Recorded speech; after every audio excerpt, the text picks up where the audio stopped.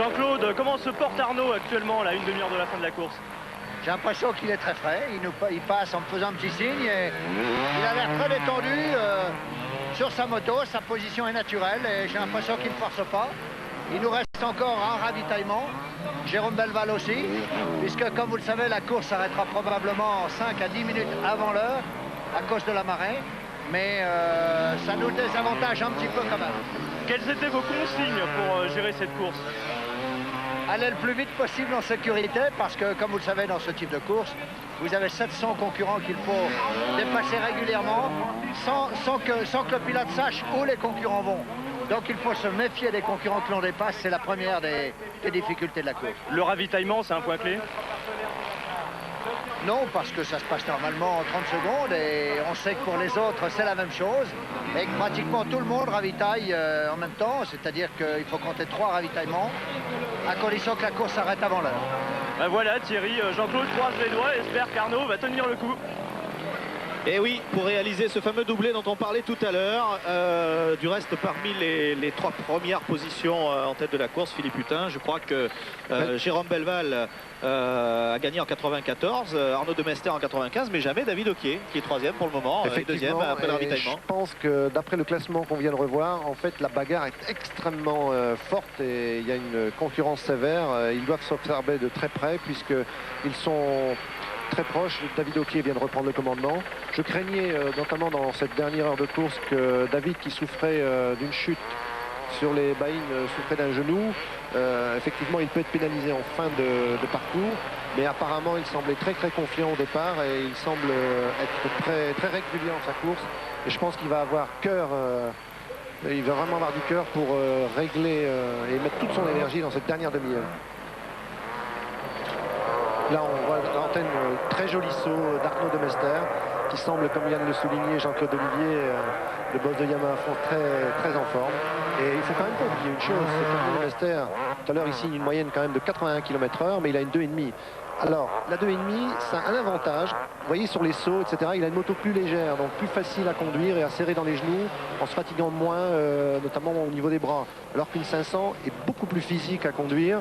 Et évidemment, la 500 est plus rapide sur la plage, donc on grignote quelques secondes, mais par contre, plus pénalisante physiquement dans les parties bosselées. Surtout que dans cette dernière demi-heure, il ne faut quand même pas oublier que la piste va se dégrader très vite. Oui, du reste, pour effectivement confirmer ce que vous dites, il déclare lui-même dans la presse cette semaine, Arnaud Demester, que vous avez actuellement à l'écran, qu'il a effectivement, et on s'en aperçoit, le gabarit d'un pilote de 250 cm3 et non pas le gabarit d'un pilote de 500. Et c'est vrai qu'il ajoute que la légèreté le sert beaucoup dans ce type d'effort, puisqu'on vous le rappelle, c'est un sprint de 3 heures. Cet enduro du Touquet avec des vainqueurs, tiens, un petit peu d'histoire, avec des vainqueurs prestigieux. On note au total depuis sa création en 1975 8 victoires françaises. On note aussi qu'un pilote comme Daniel Péan, qui l'avait emporté en 76, est revenu 20 ans après pour participer de nouveau cette année à l'enduro. Donc je vous le disais, 8 victoires françaises avec le record qui reste à battre, qui n'est pas français cette fois, c'est celui de Kies van der Ven, le Hollandais, qui l'a emporté ici à 5 reprises entre 1982 et 1986. C'est un record énorme. Au palmarès des records, Eric Gebors l'a emporté à 3 reprises derrière lui. Et puis pour le reste, eh bien, nous allons assister peut-être au doublé de la part d'Arnaud Demester, qui vient de passer devant le pointage, devant la ligne de pointage, alors que on note maintenant l'abandon de Sébastien Gricourt. C'est sa moto et puis cette marée qui monte, mais qui ne devrait pas, on vous l'a dit, altérer la course jusqu'au dernier tour. Et puisqu'on en est à parler de grands champions, Philippe, on a pu interroger très tôt ce matin, Christian Choupin est allé voir un pilote qui nous fait toujours beaucoup de plaisir de par sa sympathie et aussi son palmarès. Je veux parler de Monsieur Motocross, Georges Jobé. On écoute Georges Jobé. Moi, j'ai un grand plaisir à prendre le départ de cette course parce qu'elle est grandiose et je trouve que tous les pilotes de motocross devraient passer par ici avant de prendre part à la saison de Grand Prix. Parce qu'il y a une ambiance terrible, il y a beaucoup de spectateurs, il y a beaucoup de médias, il y a vraiment une ambiance, je veux dire, de fête. C'est vraiment la fête de la moto. En tout cas, moi, je le prends d'abord comme cela. Et puis alors, bien sûr, il y a le plan sportif, le résultat. Un résultat au Touquet, c'est toujours très important.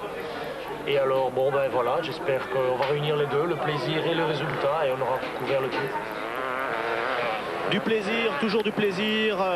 On essaie d'en prendre encore avec Jérôme Belval ici sur cette piste. Jérôme Belval qui a du temps, remonté 1 minute 40 sur Arnaud de Mester. Il reste moins de 30 minutes de course, c'est-à-dire 2 tours, un petit peu moins de 2 tours pour remonter. Ce sera dur pour le pilote de la Honda de revenir sur Arnaud de Mester qui mène, je vous le rappelle, cet enduro du Touquet depuis la première heure de course. Une belle performance qui doit bien faire plaisir. Christian Choupin, Hubert Auriol. Je aperçois Hubert Auriol qui est sur votre gauche. Et Hubert, je crois, va vous donner une grande nouvelle. Il va vous donner une grande nouvelle sur le prolongement de cette épreuve et la signature peut-être du nouveau contrat concernant l'enduro du Touquet. Je vous laisse faire, Christian, avec Hubert Auriol. Hubert, Thierry me parlait pour une signature pour un prochain Touquet. Est-ce que vous pouvez nous dire du nouveau? Le prochain Touquet, bien sûr qu'il aura lieu puisqu'on a signé avec la ville un contrat pour les 6 ans à venir. Donc non seulement il y en aura un 22e, mais il y en aura encore 5 autres derrière et l'avenir de l'enduro est complètement assuré aujourd'hui. Vous êtes satisfait cette année?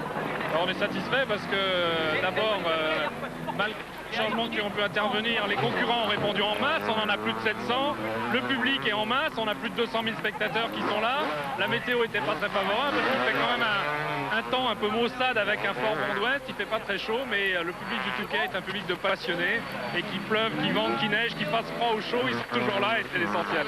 Merci Hubert Auriol.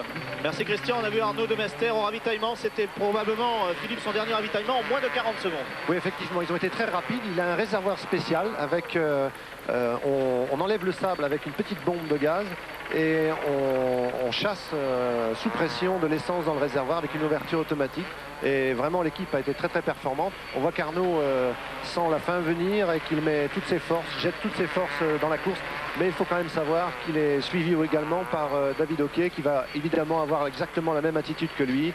Ils savent que tout est à jouer maintenant dans cette dernière demi-heure de course. On a vu tout à l'heure quand même des images assez étonnantes d'un 4x4 qui avait déjà les roues dans l'eau. On le voit sur ces images, très belles images, donc le Frédéric Gastier, pendant qu'on va sortir le 4x4 parce que le propriétaire est vraisemblablement parti en pensant qu'il n'y avait aucun problème. Mais la mer. Non, le propriétaire est passionné par la course et il a complètement oublié son véhicule. Ça peut être ça aussi, Thierry. Dans l'eau. Voilà pour l'instant donc au ravitaillement. Donc Arnaud de Mester qui tout à l'heure avait mis 40 secondes. Jérôme Belval, toujours le duel dans ses derniers tours, 2 tours à peine de circuit avec un sable qui s'est un petit peu ramolli. Il a fait ces derniers jours à la fois très beau ici dans cette belle région de la Côte d'Opale. Et puis ce matin, un tout petit peu de pluie chassée immédiatement par le vent, avec des conditions de course qui sont celles de l'enduro du Touquet, c'est-à-dire des conditions qui demandent un réel dépassement de soi, comme le souhaitait son créateur Thierry Sabine. Et celui qui est en train de se dépasser actuellement, eh bien, c'est ce petit bonhomme sur cette petite moto bleue qui est en tête donc depuis la première heure de course et qui, espérons-le, va signer tout à l'heure le premier doublé de l'histoire de l'enduro, des grands enduros, des grandes épreuves. Je veux parler bien sûr des Baïnes et de l'enduro du Touquet.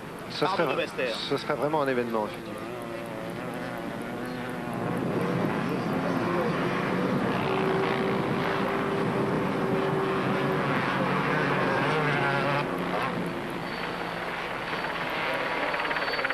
Très technique dans cette partie qui ressemble un petit peu à du supercross par moment. Et puis vous allez le voir, lorsqu'il va déboucher sur la plage, rapide.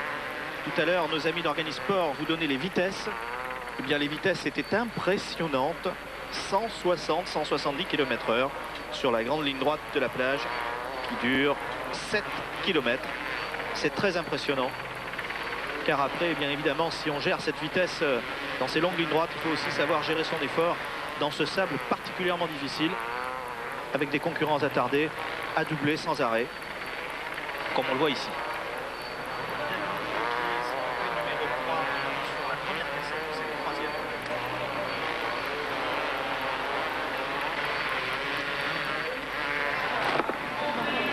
David Oquier, donc l'on voit au ravitaillement à l'instant, c'est donc son dernier ravitaillement, quelques vitamines, un peu d'eau, très très important. Ce sont des minutes extrêmement, des secondes même extrêmement importantes, puisque tout va se jouer maintenant, la pression doit être extrême sur David. Il va jeter toute son énergie. Il est à la 3e place.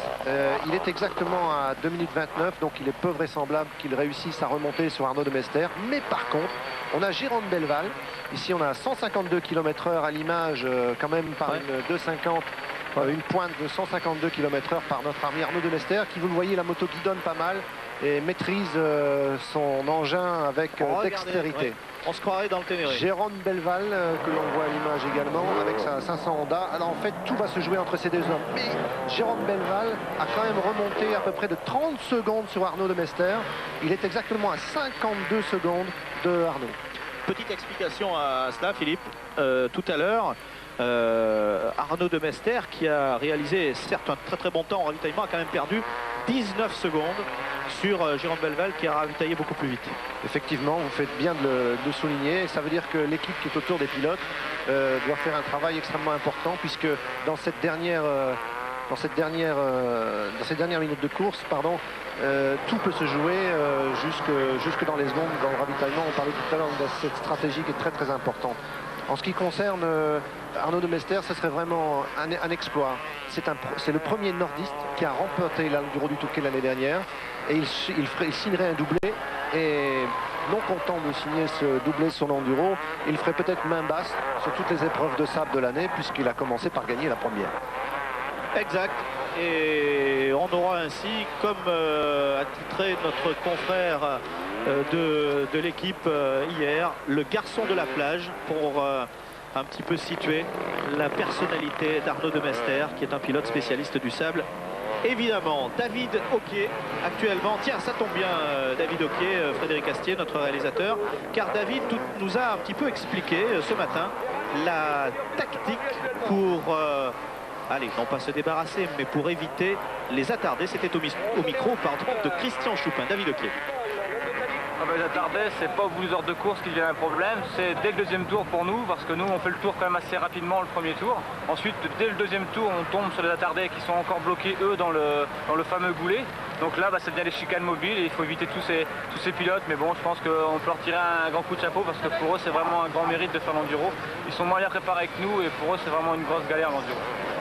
C'est le bel hommage d'un champion à tous ceux qui viennent ici pour le plaisir, pour démontrer encore une fois que la moto est une très grande famille. Jérôme Belval qui essaie d'enlever un petit peu on vous a expliqué pourquoi de temps en temps les pilotes projettent ainsi leur main gauche sur la visière. C'est tout simplement pour retirer une partie d'un film transparent qu'ils ont sur les lunettes. Et lorsque ce film, ça s'appelle un tear-off, c'est ça, lorsque ce film est sale, et bien on l'enlève et comme ça on découvre une protection nouvelle. C'est en quelque sorte un pare-brise neuf qui permet de ne pas perdre de vitesse ni de sensation sur sa machine. Jérôme Belval, vainqueur de l'Enduro du Touquet en 94. Un garçon qui souhaitait évidemment, comme ses autres coéquipiers, une victoire ici, mais je crois que maintenant ce sera hyper difficile, Philippe, d'aller chercher Arnaud de Mester. Oui, mais rien n'est vraiment joué. Vous savez, il reste encore 20 minutes de course. On a vu de tels rebondissements dans les dernières 5 minutes de course que, vous savez, 52 secondes, Thierry, c'est vraiment pas joué. On a vu Jérôme à l'instant à l'écran, alors que nous voyons au numéro 1, donc Arnaud, qui se bagarre pour remonter les attardés. Ils choisissent avec beaucoup de finesse des trajectoires. C'est très très très important. Et je pense que le pilotage de Jérôme Belval, à ce titre, est tout à fait éloquent, tout en finesse. Alors qu'Arnaud lui-même adapte à peu près le même style, assez coulé, quoique souvent assis. Ils ont une manière de rouler assez différente. Et avec beaucoup de plaisir. Vous voyez, là à l'instant, regardez, typique, oui. Arnaud vient de tomber. Il a été... Ah ben c'est la fatigue. Non, il a touché un... Thierry, il a touché un pilote attardé qui est tombé devant lui. Oh là là. Et il a donc... on voit l'instant l'image. Dans la roue arrière, il n'a rien pu faire. Et il a perdu du temps. Alors là, Jean-Claude Olivier va s'inquiéter. Et Arnaud est reparti. Heureusement, ça n'est pas trop grave. Il est arrivé la même mésaventure tout à l'heure à Gérald Delépine. Attention, attention à David Oquier qui se rapproche. 3 minutes quand même d'après les classements d'Organisport. Mais ce petit temps mort va favoriser un petit peu le retour de Jérôme Belleval. En tout cas, pour l'instant, 1, 2, 3, un joli podium franco-français ici. Pour le moment, Alain Durut-Souquet sur le prochain passage, théoriquement, on devrait nous annoncer le dernier tour, normalement.